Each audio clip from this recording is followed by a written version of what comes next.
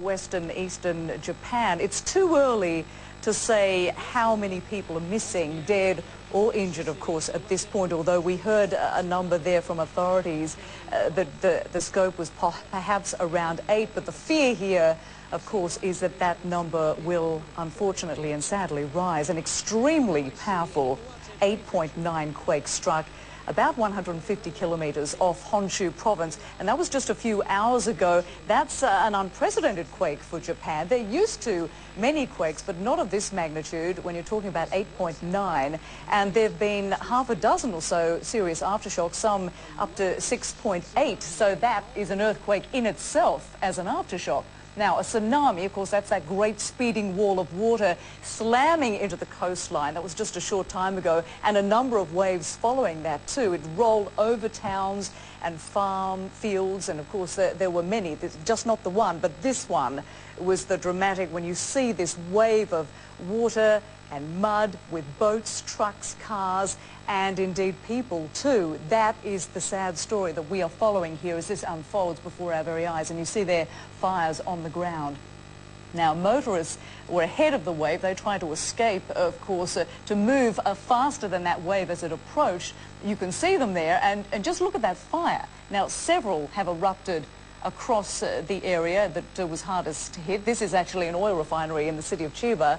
And tsunami warnings have been issued right across the wider region, the Pacific Rim, and we are told more waves are expected for Japan.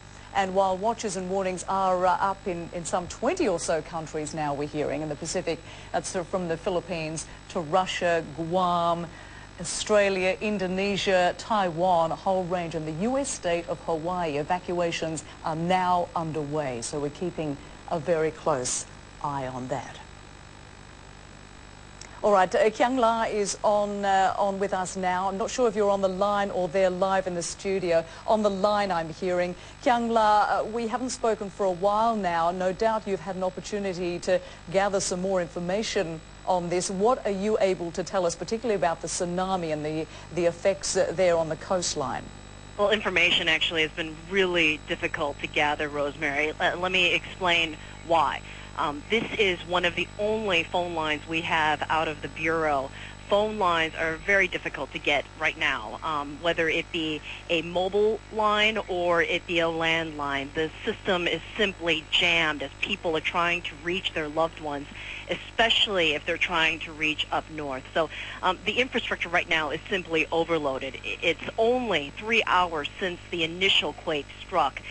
Information is starting to seep in. The local authorities and the local media are reporting a vast array of numbers that at this point we just simply can't confirm, including a number of deaths, how many fires there are, and there are reports of injuries, across the country. But at this point, trying to confirm that information, trying to get and really understand what's happening up north has been extraordinarily difficult. I can tell you that we are still feeling aftershocks here in Tokyo, that they are certainly nothing like that first one we felt, the first quake we felt 3 hours ago, and they've seemed to lessen in strength as the day progresses. But the aftershocks are continuing. Here in Tokyo, the rail line does not appear to be back up yet. As we last checked, people are still kind of walking around in the streets.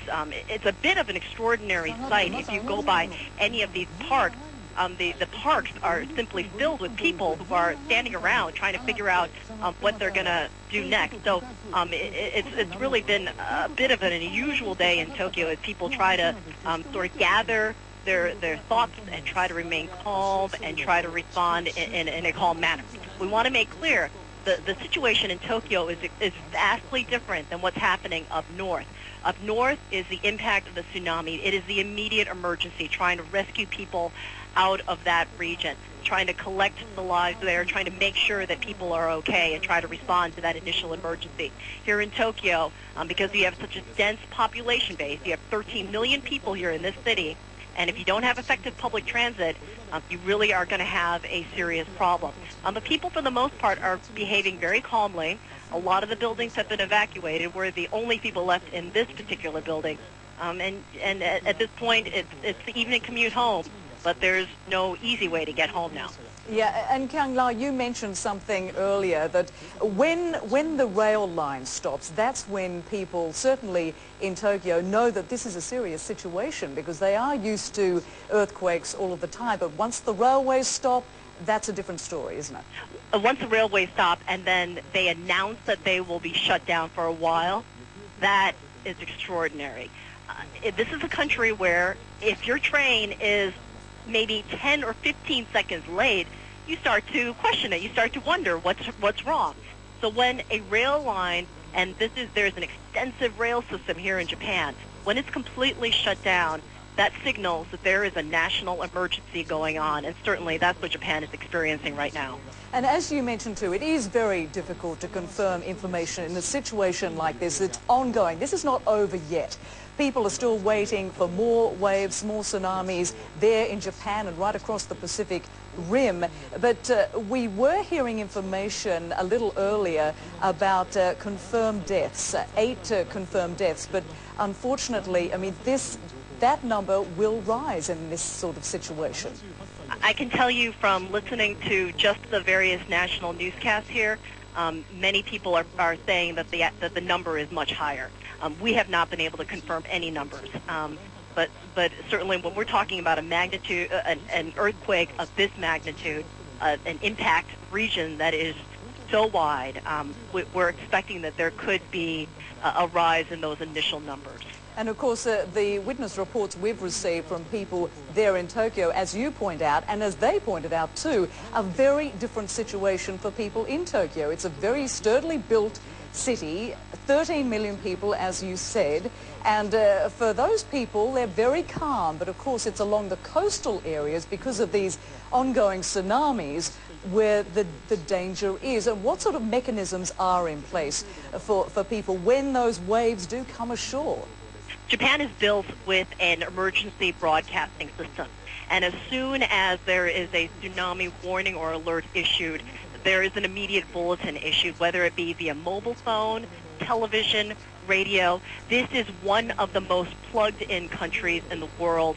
There is vast wireless access. Almost every single person you meet has a wireless phone. So if that alert goes out, it is a message that is received.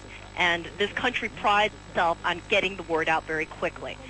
The problem that we have here is because we're talking about such a large tsunami, such a large earthquake, it's very difficult to respond to a very large emergency like that. So the country can try to be as prepared as possible, but you can't prepare for everything. I can tell you from being along the coastline that when you stand on the coastline, something that you notice in Japan is that there are actually gates built into the concrete. There are not the wide sandy beaches that you might expect in an island. There are huge concrete walls. There are concrete gates that immediately close once there's a tsunami alert issued. So this is a country that tries to prepare for a tsunami, that has been affected by tsunami, that has had people die from tsunamis in its history. So it does try to prepare for that. But again, what any emergency personnel will tell you is that we can prepare for the worst, but we can't prepare for everything, especially when you talk about a large, event like this. We're starting to see even more devastation, more pictures coming through, and we're expecting much more of this to come in, what you're watching on your screen here, because everybody has a camera, everybody has a mobile phone. So we're anticipating this is something that we're going to see being shared across the country. Many, many people felt this earthquake here in Japan today. Most definitely. Kyung-la reporting there from Tokyo, our correspondent there, covering the whole of Japan. Want to just recap you very quickly on what we know. We don't have confirmed figures of casualties at this point, although we did hear from NHK television a number there thrown around of 8 people. But the problem here is, of course, that will rise. And we know at this point that the tsunamis keep rolling in on the coastline. It's not only Japan being affected by this. There are many countries, 20 or so involved: Taiwan, the Philippines, Indonesia, Papua New Guinea, Hawaii, Australia, Marshall Islands, Russia, Guam, the list goes on. There you see the Pacific Rim. All of those countries within that area are under warning and threat of tsunami reaching the shore. So people are advised at this point to seek higher ground if that it is at all possible. That is where you will seek safety if you can get to higher ground. That's the best advice that people can give. We heard that from authorities there in Japan saying to people, make your way to higher ground if at all possible. If you're inside a building, try to get out of that building and evacuate, because these aftershocks and the tsunamis, they are the deadly mechanism that comes after this initial 8.9 magnitude quake. So we are continuing to watch this. I'm going to hand it over now to Anna Corrin in Hong Kong. Anna. Rosemary, thank you.